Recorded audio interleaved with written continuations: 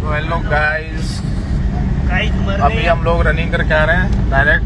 तो अभी हमको प्रोटीन की आवश्यकता है, तो हम लोग बताते हैं आपको प्रोटीन क्या क्या खाना है। शंकर की कचौरी देखते हैं आपको शंकर की कचौरी नंबर प्रोटीन लेते हैं हम लोग। आपको बता देते हैं रनिंग के बाद ना आप लोग ये खाओगे ना तो 100% आपकी सांस नहीं फूलेगी। तो बता देता हूँ मैं आपको, ये खड़ी कर दी है गाड़ी यहाँ पे बीच रोड पे, तो कोई दिक्कत है नहीं। और एक कृपा शंकर जा रहा है हमारा, कहाँ पे जा रहा है? प्रोटीन की बात, तो हम प्रोटीन की बात कर रहे थे। तो मेरा प्रोटीन रनिंग के बाद खाइए हम लोग। एक नंबर।